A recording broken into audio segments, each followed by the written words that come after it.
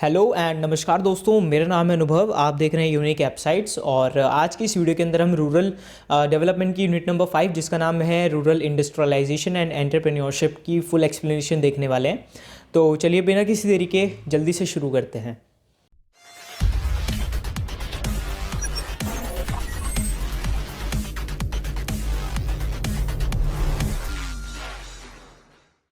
तो दोस्तों सबसे पहले हम रूरल इंडस्ट्रियलाइजेशन और एंटरप्रेन्योरशिप के अगर कंटेंट्स की बात करें तो इसके अंदर ज़्यादा बड़ी यूनिट तो है नहीं है। इसके अंदर टोटल 3 ही टॉपिक्स हैं मेजरली, जो है रूरल इंडस्ट्रियलाइजेशन, फिर है गांधीयन अप्रोच, फिर है एंटरप्रेन्योरशिप। अब इसके अंदर सबसे पहले हम ये देख लेते हैं कि रूरल इंडस्ट्रियलाइजेशन जो है उसका जो कॉन्सेप्ट है वो आया कहाँ से है और क्या कॉन्सेप्ट है उसका। तो सबसे पहले रूरल इंडस्ट्रियलाइजेशन जो कॉन्सेप्ट आया है वो आया है एम्प्लॉयमेंट देने के लिए। जैसे हमें इंडस्ट्रियलाइजेशन का मतलब पता है कि अगर रूरल एरियाज़ में इंडस्ट्रीज़ लगेंगी तो क्या होगा। सबसे पहले तो इंफ्रास्ट्रक्चर स्ट्रांग होगा, उसके अलावा जो हमारा एम्प्लॉयमेंट है वो और ज़्यादा बढ़ेगा, क्योंकि जो हमारे विलेजर्स हैं, जो गरीब हैं, उनको एक प्लेटफॉर्म मिलेगा जहाँ पे जाकर वो काम कर सकते हैं और कमा सकते हैं। ठीक है, तो यहाँ पे सबसे पहले है कॉन्सेप्ट है गिव एम्प्लॉयमेंट का, फिर है depend on available resources, man power and technologies. क्योंकि अगर आपके एरिया में कोई इंडस्ट्री लग रही है तो वो किसी बिहाफ पे लग रही होगी। जैसे कि अगर बाई चांस गाँवों के अंदर इंडस्ट्री लगेगी तो वहाँ पे उन्हें सबसे पहले एग्रीकल्चरल चीज़ें मिलेंगी, पानी की कमी नहीं होगी। ठीक है, तो जो अवेलेबल रिसोर्सेज होंगी और जितनी मैन पावर होगी, टेक्नोलॉजी जो होगी, उसके बिहाफ पर हम डिसाइड करेंगे कि हमारी जो रूरल इंडस्ट्री है वो सक्सेसफुल होगी या नहीं, या फिर फ़ायदेमंद होगी या नहीं। Small scale in village, small scale village मतलब कि क्योंकि इसके अंदर हम स्केलेबिलिटी नहीं कर सकते हैं, क्योंकि इसके अंदर जो हमारी नंबर ऑफ रिसोर्सेज होंगी वो कम ही रहेंगी और लिमिटेड टेक्नोलॉजी होगी, जिसकी वजह से क्या होगा, हमारी जो विलेज के अंदर जो हमारी स्केलेबिलिटी होगी वो कम ही होगी और छोटे लेवल पर ही होगी। Production done by masses, masses के द्वारा प्रोडक्शन किया जाता है, मतलब जो लोग होते हैं, ज़्यादा जो लोग होते हैं उनके द्वारा प्रोडक्शन किया जाता है। इसके अंदर कोई भी मशीनरी वगैरह का यूज़ नहीं किया जाता है, अगर किया भी जाता है तो बहुत कम होता है, क्योंकि रूरल एरियाज़ के अंदर आप मशीनरी बहुत मुश्किल से लेके आ सकते हो। फिर है work done other than agriculture also. अगर हम नॉन फार्म इसकी बात करें तो इसके अंदर नॉन फार्म वर्क भी होता है। जैसे कि कई बार आपने ध्यान दिया होगा कि जो मिट्टी के बर्तन होते हैं वो बनाने की भी इंडस्ट्रीज़ बनी हुई होती हैं, या फिर पटाखे बनाने के लिए भी होती हैं, और भी कई सारी जो इंडस्ट्रीज़ होती हैं वो लगी हुई होती हैं रूरल एरियाज़ के अंदर अदर देन एग्रीकल्चर। ठीक है, एग्जाम्पल है कॉटेज इंडस्ट्री जो होती है हमारी, टाइनी छोटी छोटी जो इंडस्ट्रीज़ होती हैं। उसके अलावा village and small manufacturing industry, जो छोटे छोटे मैन्युफैक्चरिंग प्लांट्स बने हुए होते हैं, या फिर प्रोसेसिंग इंडस्ट्री। ये कुछ एग्जाम्पल है इसके। आगे बढ़ते हैं तो आगे आता है suffers from technical obsolescence. Technical obsolescence का मतलब होता है कि इसके अंदर टेक्नोलॉजी जो होती है उसका बहुत ज़्यादा कमी होती है, बहुत कम टेक्नोलॉजी इसके अंदर होती है, क्योंकि हमें जो मशीनरी चाहिए होती है किन चीज़ों के लिए वो वहाँ पे अवेलेबल ही नहीं है। अगर बाई चांस हमें वेल्डिंग करनी है तो वेल्डिंग के लिए हमारी एक नेसेसरी ये भी होती है कि हमें एक इलेक्ट्रिसिटी भी चाहिए। अगर हमारे पास इलेक्ट्रिसिटी नहीं होगी तो हम वेल्डिंग भी नहीं कर पाएंगे ईजिली, राइट। तो यहाँ पे क्या हुआ है कि टेक्नोलॉजी जो है वो हमारी बाउंड हो गई है एक दूसरे के ऊपर। तो अगर बाई चांस हमारे पास एक रिसोर्स होगा तो ही दूसरा रिसोर्स काम कर पाएगा, जिसकी वजह से टेक्नोलॉजी आगे नहीं बढ़ पाई है रूरल एरियाज़ के अंदर और रूरल इंडस्ट्रियलाइजेशन के अंदर। लो प्रोडक्टिविटी है, प्रोडक्टिविटी कम होगी। इन एफिशिएंसी मतलब कि अगर बाई चांस इस महीने रिसोर्सेज ज़्यादा मिल गए तो एफिशिएंसी अच्छी आ जाएगी, लेकिन अगर अगले महीने रिसोर्सेज नहीं मिले तो इन एफिशिएंसी रहेगी। इनकंसिस्टेंट क्वालिटी, जो क्वालिटी होती है वो इनकंसिस्टेंट रहती है, मतलब कि हो सकता है इस महीने अच्छी क्वालिटी का प्रोडक्ट बन जाए, हो सकता है अगले महीने ना बने, ये सारी चीज़ें। फिर आता है डिपेंडेंसी अपॉन नेचर। जो इसकी जो डिपेंडेंसी होती है वो नेचर के ऊपर बहुत ज़्यादा होती है, क्योंकि नेचर अगर हमें ज़्यादा, जैसे हमारी वीट इंडस्ट्रीज़ होती हैं, आटा देने वाली इंडस्ट्रीज़ होती हैं, अगर बाई चांस हमारी क्रॉप्स जो हैं वो वीट के अंदर ज़्यादा होंगी तो हमारी जो प्रोडक्टिविटी होगी वो ज़्यादा बढ़ जाएगी। ठीक है, लेकिन अगर बाई चांस इस साल वीट बना ही नहीं, या फिर वीट बना लेकिन वो डिस्ट्रॉय हो गया किसी रीज़न की वजह से, तो क्या होगा कि हमारी वो जो इंडस्ट्री है वो वर्क ही नहीं कर पाएगी आगे। ठीक है, needs new innovations and improvement to overcome. और इसको अगर हमें ओवरकम करना है, इन सारी दिक्कतों को ओवरकम करना है, तो उसके लिए हमें नए इनोवेशंस और इम्प्रूवमेंट करने ही पड़ेंगे। आगे बढ़ते हैं तो आगे आता है हमारा सिग्निफिकेंस की अगर बात करें तो है slow down urban migration. Urban migration का मतलब क्या है कि जो लोग हैं वो अगर हम रूरल इंडस्ट्रियलाइजेशन को ऑक्यूपाई करेंगे तो जो लोग गाँवों को छोड़ के वहाँ जा रहे हैं, शहरों में जा करके रह रहे हैं अच्छी लिविंग के लिए, वो सारी चीज़ें बंद हो जाएंगी और जो लोग हैं वो रूरल एरियाज़ में ही रहेंगे, विलेजेस में ही रहेंगे। जो डिक्रीज़ कर दें इंडस्ट्रियल लेवल को अर्बन एरियाज़ के अंदर, क्योंकि जैसे कि हमें पता है कि अर्बन एरियाज़ जो हैं अगर उनके अंदर इंडस्ट्रीज़ ज़्यादा बढ़ जाएंगी तो पॉल्यूशन पॉल्यूशन भी उतना ज़्यादा हो जाएगा, और अगर पॉल्यूशन उतना ज़्यादा हो जाएगा तो फिर लोगों का जो जीना है वो बहुत ज़्यादा डिफिकल्ट हो जाएगा, वहाँ पे बीमारियाँ ही बीमारियाँ होंगी। इंक्रीज रूरल इनकम, जो रूरल इनकम होती है उसको भी प्रमोट करता है, उसको भी बढ़ावा देता है, क्योंकि रूरल इंडस्ट्रियलाइजेशन होगी तो फिर वहाँ पे लोग ज़्यादा से ज़्यादा काम करेंगे, ज़्यादा से ज़्यादा काम करेंगे तो ज़्यादा से ज़्यादा कमाई भी उनकी होगी। Reduce skilled and unskilled employment, मतलब कि लोगों के पास स्किल ही नहीं है या फिर अनस्किल्ड है, कमा ही नहीं पा रहे हैं, लेकिन रूरल इंडस्ट्रियलाइजेशन से क्या होगा, ट्रेनिंग मिलेगी, काम मिलेगा, तो फिर उनके पास स्किल आएंगे, और स्किल आएंगे तो एम्प्लॉयमेंट भी उनका हो जाएगा। मीट लोकल कंजप्शन नीड्स, जो लोकल कंजप्शन नीड्स होती हैं उनसे मीट करना, जो भी आसपास के लोग हैं, जैसे लोकल कंपनीज होती हैं तो लोकल कंपनीज लोकल कंजप्शन को पूरा करती हैं, तो वही यहाँ पे कहा गया है। अचीव बैलेंस्ड इंडस्ट्रियल कॉन्सेंट्रेशन, इसका मतलब क्या है कि इंडस्ट्रियलाइजेशन जो है उसकी जो बैलेंस्ड एक कॉन्सेंट्रेशन होनी चाहिए कि एक एरिया में इतनी ही कंपनीज हो, इससे ज़्यादा कंपनीज ना हो। अगर इससे ज़्यादा इंडस्ट्रीज़ होंगी तो उतना ज़्यादा ही हमें बहुत ज़्यादा रिसोर्सेज का एक कंजप्शन भी होगा, डिप्लीशन होगा रिसोर्सेज का, उसके अलावा पॉल्यूशन भी बहुत ज़्यादा होगा। तो ये वाली कुछ चीज़ें हैं जो प्रोमोट हो जाएंगी। फिर रीज़न फॉर स्लो ग्रोथ, इसका जो ग्रोथ है वो बहुत स्लो है, और उसका कारण क्या है, फाइनेंशियल असिस्टेंस। इसको अगर हमें रूरल इंडस्ट्रियलाइजेशन को स्टार्ट करना है तो उसके लिए हमें फाइनेंशियल तो सपोर्ट चाहिए ही, और इसके अंदर फाइनेंशियल असिस्टेंस हमें बहुत कम मिलता है। उसके अलावा कॉमन प्रोडक्शन प्रोग्राम्स, इसके जो प्रोडक्शन प्रोग्राम्स है वो बहुत ज़्यादा कॉमन है। अगर बाई चांस एक आटे की कंपनी है तो बहुत सारी आटे की चक्कियाँ भी खुली हुई हैं, तो ये वाली जो कॉमन प्रोडक्शन प्रोग्राम्स यहाँ पे चल रहे हैं। Mismatch tech upgrades, training and skill formation, जो लोगों को टेक्नोलॉजी दी गई है वो अपग्रेडेड नहीं है, और अगर अपग्रेडेड भी है तो उनके हिसाब से उनको ट्रेनिंग और स्किल्स नहीं मिली हैं, तो ये बहुत ज़्यादा प्रॉब्लमेटिक होता है क्योंकि एफिशिएंसी बढ़ ही नहीं पाती है। Lack of linkage with other sectors, जो लिंकेज है अदर सेक्टर्स के साथ वो नहीं है, मतलब कि जैसे कि कोई सेक्टर ए है, जैसे ऑटोमोबाइल सेक्टर है, उसके अंदर हमारी केमिकल इंडस्ट्री भी आती है क्योंकि उसके अंदर प्लास्टिक यूज़ होती है, उसके अलावा टायर्स यूज़ होते हैं, है ना। तो एक इंडस्ट्री एक सेक्टर दूसरे सेक्टर से लिंक्ड होता है, लेकिन क्या होता है कि रूरल इंडस्ट्रियलाइजेशन के अंदर लैक होता है इस चीज़ का, कि उन्हें पता ही नहीं होता कि इस इंडस्ट्री को इस इंडस्ट्री के साथ लिंक करना है या फिर लिंक किया जा सकता है। फिर उसके बाद अगर हम एडवांटेजेस की बात करें तो एडवांटेजेस है लो कॉस्ट प्रोडक्शन, कम कीमत पे आप प्रोडक्शन कर सकते हो। सेल्फ सफिशिएंट, मतलब कुछ आदमी ही बहुत हैं इस कंपनी के अंदर। फिर है एम्प्लॉयमेंट देने के काम आती है। इम्प्रूव्ड एग्रीकल्चर, जो एग्रीकल्चर होता है उसकी एक तरीके से डिमांड ही बढ़ती है, क्योंकि जैसे हमारे किसान होते हैं तो उनका जो अन्न होता है वो बहुत सस्ते में बिक जाता है, लेकिन ये जो इंडस्ट्रीज़ होती हैं महंगे में खरीद लेती हैं, तो इस तरीके से साइकिल चलती रहती है। अगर हम डिसएडवांटेजेस की बात करें तो डिक्लाइन ऑफ कॉटेज इंडस्ट्रीज़, जो कॉटेज इंडस्ट्रीज़ हैं उनके में डिक्लाइन आया है। मास माइग्रेशन, जो माइग्रेशन है वो और ज़्यादा बढ़ गया है, अर्बनाइजेशन बढ़ गई है, मतलब जो रूरल एरियाज़ के लोग हैं, विलेज के जो लोग हैं वो गाँवों को छोड़ करके सिटीज़ के अंदर रह रहे हैं या फिर डिस्ट्रिक्ट्स के अंदर जा रहे हैं। पॉल्यूशन जो है वो बढ़ते जा रहे हैं, डिप्लीशन ऑफ नेचुरल रिसोर्सेज भी हो रहा है। इसके बाद एक इंपॉर्टेंट टॉपिक आता है हमारा जिसका नाम है Gandhian approach to rural industries has clear perception for village India will have. इसके अंदर गांधी जी ने एक सिंपल सी बात ये कही थी कि उनका सिंपल सा ये था कि जो विलेजेस हैं वो इंडिया के अंदर रहने चाहिए, और जो लोग हैं वो टाउन्स के अंदर या फिर सिटीज़ के अंदर नहीं रहेंगे, गाँवों के अंदर ही रहेंगे, और जो गाँव है वही इंडिया को आगे बढ़ाएगा, ये गांधी जी का कहना था।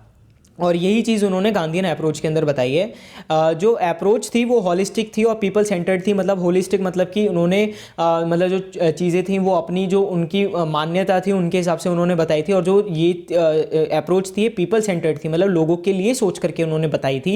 इसके अंदर अगर हम इसके रूट्स की बात करें, इस अप्रोच के रूट्स की बात करें तो रूट्स ये थी कि जो सच के बिहाफ पर ये जो अप्रोच थी वो रखी गई थी, और इसके अंदर नॉन वायलेंस को भी प्रमोट किया गया था, और जो इंसान है वो अच्छे रहें इस चीज़ को भी प्रमोट किया गया था गांधी जी के द्वारा। Emphasize moral and spiritual values, इसके अंदर एम्फेसाइज की गई थी, मतलब कि मोरल और स्पिरिचुअल वैल्यूज़ जो थी उनको ज़्यादा प्रमोट किया गया था। प्रोग्रेस किया गया था, progress of India country lies in development of rural villages. उन्होंने ये कहा था कि जो कंट्री की असली जो डेवलपमेंट है वो लाई करती है रूरल विलेजेस के अंदर, इकोनॉमी, रूरल इकोनॉमी के अंदर, रूरल इंडस्ट्री के अंदर और रूरल स्किल्स के अंदर। उनका कहना ये था कि जो अगर रूरल एरिया डेवलप होगा तो फिर देश अपने आप डेवलप होने लगेगा, और कहीं ना कहीं वाली बात सच भी है।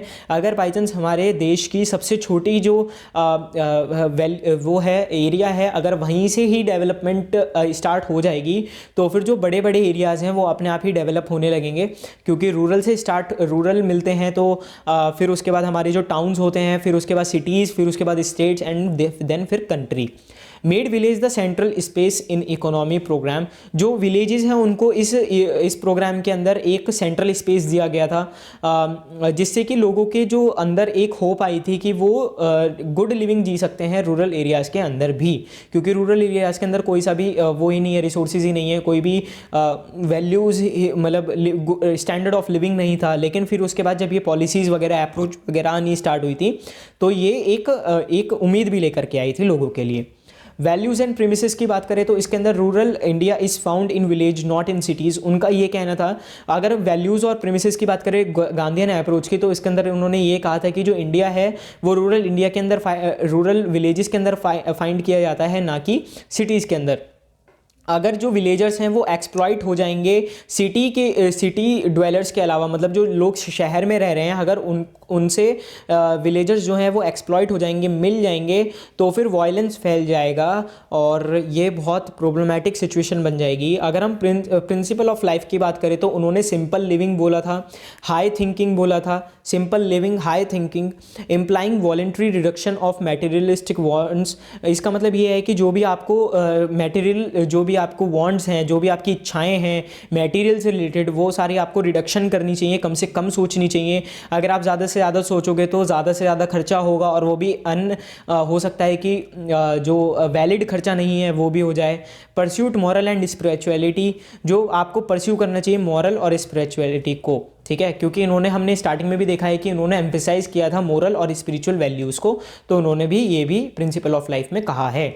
Dignity of labour, dignity of labour के अंदर उन्होंने ये कहा है कि आपको जो भी कमाना है वो आप अपनी फिजिकल लेबर से कमाओ, ठीक है, मतलब खुद अपने खून पसीने का आप कमाओ और खाओ। यूज़ ऑफ स्वदेशी प्रोडक्ट्स, उन्होंने ये भी कहा है कि जो स्वदेशी प्रोडक्ट्स हैं उनका आप ज़्यादा से ज़्यादा यूज़ करो। बाहर के जो प्रोडक्ट्स हैं, इंटरनेशनल प्रोडक्ट्स हैं, उनका यूज़ ना करो। जो इंडिया में ही प्रोडक्ट्स बन रहे हैं आप उनका ज़्यादा से ज़्यादा यूज़ करो, सर्विसेज लो या फिर इंस्टीट्यूशंस में जाओ। Balance between ends and means, और उन्होंने ये भी बोला था कि बैलेंस बनाइए एंड्स और मीन्स के बीच में। प्रिंसिपल कंपोनेंट्स देख लेते हैं, तो वो है सेल्फ सफिशिएंट विलेज इकोनॉमी। जो विलेज इकोनॉमी होनी चाहिए वो सेल्फ सफिशिएंट होनी चाहिए। फिर उसके बाद डिसेंट्रलाइजेशन होनी चाहिए। डिसेंट्रलाइजेशन मतलब कि पावर्स के अंदर जो भी हमारी रूलिंग पावर्स होती हैं उनके बीच में डिसेंट्रलाइजेशन होना चाहिए, और ये चीज़ हमारी अचीव भी हुई है इंडिया के अंदर, क्योंकि जो हमारे पीएम होते हैं उनके पास सुप्रीम मतलब मेन पावर होती है, उनसे भी ऊपर प्रेसिडेंट के ऊपर पास होती है मिलिट्री सुप्रीम पावर्स होती हैं। फिर उसके बाद हमारी स्टेट आती है, फिर उसके बाद हमारे डिस्ट्रिक्ट्स आते हैं, फिर उसके बाद हमारी तहसील आती है, फिर उसके बाद हमारी ग्राम पंचायत आती है जो कि विलेज लेवल पे होती है। तो उन्होंने एक तरीके से डिसेंट्रलाइजेशन कर ही दी है पावर्स की। फिर है khadi and village industrialization. Village industrialization को तो उन्होंने प्रमोट किया ही था। उसके अलावा पंचायती राज को भी उन्होंने प्रिंसिपल एक तरीके से रखा है। कोऑपरेटिव्स मतलब कि जो लोग हैं विलेज के उन्हें एक दूसरे से कोऑपरेट करना चाहिए, और जितना ज़्यादा एकजुट होकर के रहेंगे उतना ज़्यादा ही अच्छा होगा। ट्रस्टीशिप मतलब कि विश्वास जो होना चाहिए वो बहुत ज़्यादा होनी चाहिए। और विलेज सैनिटेशन बहुत ज़्यादा इंपॉर्टेंट है, क्योंकि विलेज सैनिटेशन नहीं होगा तो बहुत ज़्यादा बीमारियां भी फैलने के डर रहते हैं। आगे बढ़ते हैं तो आगे आता है हमारा रूरल एंटरप्रेन्योरशिप। एंटरप्रेन्योरशिप का मतलब क्या होता है कि आप जब अपना खुद का बिजनेस स्टार्ट करते हो स्क्रैच से, तो उसे बोलते हैं रूरल एंटरप्रेन्योरशिप। ये एक सिनोनिमस है रूरल इंडस्ट्रियलाइजेशन का। मतलब कि रूरल इंडस्ट्रियलाइजेशन जो है उसके अंदर आप इंडस्ट्रीज लगा रहे हो, लेकिन इसके अंदर आप क्या कर रहे हो, एक तरीके से इंडस्ट्री ही लगा रहे हो लेकिन आप अपना बिजनेस स्टार्ट कर रहे हो, ठीक है। तो एक तरीके से रूरल इंडस्ट्रियलाइजेशन और एंटरप्रेन्योरशिप एक दूसरे से बहुत ज़्यादा मिलते जुलते वर्ड्स हैं। तो अब आगे बढ़ते हैं। तो सबसे पहले रोल की बात करें तो रोल है इसका, rural development is linked with entrepreneurship. जो रूरल डेवलपमेंट है वो एंटरप्रेन्योरशिप के साथ लिंक्ड है, क्योंकि जैसे कि हमें पता है कि अगर कोई भी एंटरप्रेन्योर है तो वो अपनी कमाई ही करेगा, और अगर कमाई करेगा और रूरल एरियाज़ के अंदर अगर वो कमाई कर रहा है, प्रमोशन कर रहा है अपने ब्रांड का या फिर किसी भी चीज़ का, तो फिर रूरल डेवलपमेंट होनी ही होनी है। एक्सेलरेट डेवलपमेंट, ये एक एक्सेलरेशन भी देता है डेवलपमेंट को, क्योंकि जब तक हमें गवर्नमेंट से स्कीम्स से बेनिफिट नहीं मिल रहा है, गवर्नमेंट जो है जब तक इकोनॉमिक प्रोग्राम्स चला रही है, अगर हम भी अपने इकोनॉमिक प्रोग्राम्स लेकर के आ जाएं और उनको अपने जो रूरल एरियाज हैं उनके अंदर रन करेंगे, तो डेफिनेटली जो रूरल डेवलपमेंट है वो होने लगेगी, क्योंकि लोगों को स्किल्स मिलने लगेंगी। क्योंकि जैसे कि आपने कई बार, चलिए इस एग्जांपल को हम आगे डिस्कस करेंगे। प्रमोट रूरल एंटरप्राइजेज, जो रूरल एंटरप्राइजेज होती हैं उनको बहुत ज़्यादा प्रमोट करता है। इसके अंदर बहुत ज़्यादा पोटेंशियल होता है, मतलब कि इसके अंदर बहुत ज़्यादा दम है पैसे कमाने का, देश को बदलने का, इसलिए एनॉर्मस पोटेंशियल भी है। फिर है इंप्रूव्ड अर्निंग्स। जो अर्निंग्स हैं वो इंप्रूव हो जाती हैं, क्योंकि जब आपका खुद का बिजनेस बन जाता है, ब्रांड बन जाता है, तो फिर लोग खरीदने लगते हैं एंड जो आपकी अर्निंग्स है वो भी बढ़ने लगती हैं। बेनिफिट टू वुमेन जो है उनको बहुत ज़्यादा बेनिफिट मिला है एंटरप्रेन्योरशिप से, क्योंकि अब जो वुमेन्स हैं वो अपना खुद का बिजनेस स्टार्ट कर रही हैं, जो कि बहुत ज़्यादा बेनिफिशियल है अपनी फैमिली के लिए भी। Improve quality of life and sustain healthy economy and develop environment. इसके अंदर जो इम्प्रूव करती है हमारी क्वालिटी ऑफ लाइफ को, और उसके अलावा सस्टेन करती है हेल्थी इकोनॉमी और एनवायरनमेंट को। अगर हम बेनिफिट्स की बात करें तो एम्प्लॉयमेंट अपॉर्चुनिटी की आती है सबसे पहले, कि जो हमारे जो लोग हैं, मैन हो चाहे वुमेन हो, उन लोगों को इक्वल अपॉर्चुनिटी मिलती है एम्प्लॉयमेंट की। वो आराम से अपना कोई भी नया इनोवेशन है, कोई भी आइडिया है, उसको इम्प्लीमेंट करके अपने घर को चला सकते हैं। कंट्रोल माइग्रेशन, इससे माइग्रेशन भी कंट्रोल हुआ, क्योंकि जो आपको घर में, जो आपको गाँव के अंदर जो रिसोर्सेज मिल जाएंगे सस्ते में, चीप में, रॉ मटेरियल जो मिल जाएगा वो आपको शहरों में नहीं मिलेगा, जो कि जिसने कि जो कंट्रोल किया था माइग्रेशन को। उसके अलावा रीजनल ग्रोथ, जो हमारी इक्वल बैलेंस्ड रीजनल ग्रोथ हुई थी, ठीक है। फिर उसके बाद है आर्टिस्टिक ग्रोथ, जैसे कि हमारे जो मिट्टी के बर्तन बनते हैं, बीच में जैसे जैसे आप सिटीज़ में जाओगे तो आपको मिट्टी के बर्तन बनाने वाले नहीं मिलेंगे, कुम्हार नहीं मिलेंगे, लेकिन वहीं आप विलेजेस में जाइए तो बहुत सुंदर सुंदर डिज़ाइंस मिल जाएंगे, आर्टिस्टिक वर्क मिल जाएगा आपको, ठीक है। बुनाई हो गई, ये वाली जो चीज़ें थी पहले गाँव के अंदर ही होती थी, शहरों के अंदर जब से शहर आए हैं तो उनके अंदर नहीं है ये वाली चीज़ें। तो जो रूरल एरियाज़ हैं उनके अंदर आर्टिस्टिक ग्रोथ बहुत ज़्यादा हुई है, क्योंकि शहरों के अंदर वही जो चीज़ें हैं वो बहुत हाई रेट्स पे सेल हो जाती हैं। लेस सोशल ईविल्स जो हैं वो बहुत ज़्यादा कम हो जाते हैं। सोशल ईविल्स का मतलब क्या है कि जो बड़ी बड़ी कंपनीज़ हैं वो आपके ब्रांड को रोकने की कोशिश करती हैं अपने, अगर आपका ब्रांड आगे बढ़ रहा होगा तो वो ज़्यादा एडवर्टीजमेंट, ज़्यादा मार्केटिंग और ज़्यादा चीप भी कर सकती हैं अपने आइटम को, जिससे एक ईविल्स जो हैं वो कम हो जाते हैं रूरल एरियाज़ के अंदर। इम्प्रूव स्टैंडर्ड ऑफ लिविंग, जो स्टैंडर्ड ऑफ लिविंग होती है उसको इंप्रूव तो करता ही करता है। अगर हम प्रॉब्लम्स की बात करें तो इसके अंदर टोटली मेनली 4 प्रॉब्लम्स हैं। सबसे पहला है फाइनेंशियल प्रॉब्लम के अंदर लैक ऑफ फंड्स है, लैक ऑफ इंफ्रास्ट्रक्चर है, रिस्क एलिमेंट है। लैक ऑफ फंड्स हमें पता है कि पैसा ना होना, लैक ऑफ इंफ्रास्ट्रक्चर मतलब कि जो भी आपको बिल्डिंग्स वगैरह चाहिए बिजनेस चलाने के लिए वो नहीं है। फिर उसके बाद रिस्क एलिमेंट मतलब कि पैसा डूबने का भी डर रहता है। मार्केटिंग प्रॉब्लम्स की बात करें तो सबसे पहला आता है कंपटीशन, एडवर्टीजमेंट और मिडलमैन।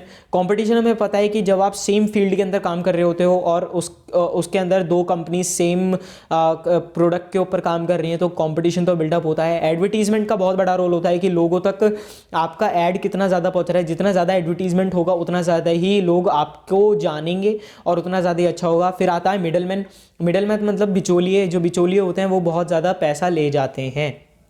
फिर आता है मैनेजमेंट के अंदर क्या होता है, सबसे पहले टेक्निकल नॉलेज बहुत ज़्यादा प्रॉब्लमैटिक होती है कि लोगों को टेक्निकल नॉलेज ही नहीं होती है। फिर आता है लीगल फॉर्मेलिटीज़, जो लीगल जो चीज़ें होती हैं वकील वगैरह की वो लोग नहीं जानते हैं। रॉ मटेरियल, अगर आपको रॉ मटेरियल सस्ता मिल रहा है तो दैट्स मीन आपका प्रोडक्ट जो होगा वो भी सस्ता ही बनेगा, लेकिन आपका रॉ मटेरियल ही अगर महंगा हो गया तो फिर आपका जो आइटम बन के आएगा, जो प्रोडक्ट बन के आएगा वो भी कॉस्टली ही होगा। तो मैनेजमेंट के अंदर रॉ मटेरियल का एक बहुत बड़ा रोल है। फिर उसके बाद क्वालिटी ऑफ प्रोडक्ट है कि अगर आपकी जिस हिसाब से क्वालिटी होगी उस हिसाब से आपको प्रमोशन मिलेगा, उस हिसाब से लोग आपके प्रोडक्ट को खरीदेंगे और वाही करेंगे। अगर बाई चांस आपका क्वालिटी बेकार होगा तो फिर लोग उसको नहीं खरीदेंगे, और अगर क्वालिटी अच्छा होगा तो लोग आप बेशक खरीदेंगे। प्राइस के अकॉर्डिंग भी डिपेंड करता है। HR प्रॉब्लम्स की बात करें, ह्यूमन रिसोर्स की प्रॉब्लम की बात करें तो सबसे पहले आता है लो स्किल। जो लोग हैं, ह्यूमन रिसोर्सेज हैं, उनके पास स्किल बहुत कम है या फिर उनका नेगेटिव एटीट्यूड है। नेगेटिव एटीट्यूड का मतलब क्या है कि अगर कोई कुम्हार है वो 300 रुपये पर डे कमा रहा है तो वो ये कोशिश नहीं करेगा कि हाँ मुझे ऐसा करना चाहिए, मैं इस तरीके से करूँगा तो मैं 600 रुपये पर डे कमा सकता हूँ या फिर 800 रुपये पर डे कमा सकता हूँ। नहीं, लोग जो हैं वो बाउंडेड हैं कि हाँ हम जितना कमा रहे हैं उतना ठीक है, तो ये एक नेगेटिव एटीट्यूड बन करके आता है सामने। दोस्तों आगे बढ़ने से पहले प्लीज़ हमारे चैनल यूनिक एपसाइट्स को सब्सक्राइब कर दो, वीडियो को लाइक कर दो, शेयर कर दो अपने दोस्तों को, और प्लीज़ मुझे कमेंट सेक्शन में बताना कोई भी डाउट हो या फिर कोई भी आपको सजेशन हो। और हमारा नया चैनल जो है टेलीग्राम ग्रुप जो है वो आप ज्वाइन कर लीजिएगा ज़रूर, लिंक जो है वो डिस्क्रिप्शन में है। चलिए फिर उसके बाद आता है हमारा वुमेन एंटरप्रेन्योरशिप। वुमेन एंटरप्रेन्योरशिप के अंदर क्या होता है कि जो लेडीज़ होती हैं वो अपना खुद का बिजनेस स्टार्ट करती हैं, चाहे वो कहीं से भी करें, चाहे घर से करें, चाहे इंफ्रास्ट्रक्चर को रेंट आउट करके करें या फिर ख़रीद के करें। वुमेन जो है जब एंटरप्रेन्योरशिप के अंदर उतरती हैं तो उसे वुमेन एंटरप्रेन्योरशिप कहते हैं। इसके अंदर जो लेडीज़ होती हैं वो खुद ही इनोवेट करती हैं, खुद ही इनिशिएट करती हैं और खुद ही अडॉप्ट करती हैं बिजनेस को, ठीक है। इसके अंदर इक्विटी और एम्प्लॉयमेंट जो है वो बिजनेस एंटरप्राइज के अंदर बनाया जाता है वुमेन वुमेन्स के द्वारा। और आज के टाइम में वुमेन्स जो है वो रियलिटी में बहुत ज़्यादा स्ट्रॉन्ग शोकेस हो रही हैं, क्योंकि वो बहुत ज़्यादा स्टैंड आउट कर रही हैं, and that's a very positive thing. ठीक है, अगर हम इंपॉर्टेंस की बात करें तो equal access to resources, opportunities and services, जो अब वुमेन्स को भी जो है हमारे समाज के अंदर इक्वल एक्सेस मिलने लगा है, इक्वल रिसोर्सेज मिलने लगी हैं, इक्वल अपॉर्चुनिटीज़ हैं, इक्वल सर्विसेज हैं। ठीक है, fight from poverty and economic growth, जो वुमेन्स हैं वो भी बहुत ज़्यादा कंट्रीब्यूट करती हैं रूरल डेवलपमेंट के अंदर, कि वो फाइट कर सकती हैं पॉवर्टी से, और साथ ही साथ इकोनॉमिक ग्रोथ के अंदर बहुत ज़्यादा उन्होंने सपोर्ट किया है, बहुत ज़्यादा अपना योगदान दिया है, कंट्रीब्यूशन दिया है। Important contributor in rural development, rural development के अंदर बहुत बड़े कंट्रीब्यूटर्स भी बन गए हैं। और चौथा है हमारा एक्वायर स्किल्स, उन्होंने स्किल्स को जो है एक्वायर कर लिया है। अब बिजनेस किस तरीके का हो सकता है, कुछ भी हो सकता है वैसे तो, लेकिन फिर भी मैं आपको कुछ ऐसे बिजनेसेस बता देता हूँ जिसके अंदर मेजरली जो वुमेन्स हैं उनका बहुत बड़ा कंट्रीब्यूशन रहा है। जैसे पिकल हो गए, जो पापड़ बनने हो गए, जो घर में वुमेन्स रहती हैं वो अपना पापड़ का बिजनेस स्टार्ट करती हैं, उसके अलावा अचारों का बिजनेस रेडी करती हैं।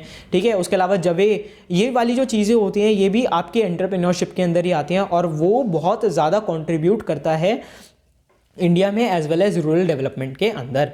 अगर हम फंक्शंस की बात करें तो सबसे पहला आता है एक्सप्लोरेशन, एक्सप्लोर करना, रिस्क मैनेजमेंट करना, इनोवेट करना, कोऑर्डिनेट करना, एडमिनिस्ट्रेशन करना, कंट्रोल करना, सुपरविजन करना कि सारा काम ठीक से हो रहा है नहीं हो रहा है, और लीडरशिप करना। मेजर क्वालिटी जो वुमेन्स के अंदर बहुत ज़्यादा इस टाइम पर देखी जा रही है वो है लीडरशिप, और जो कि बहुत अच्छी बात है।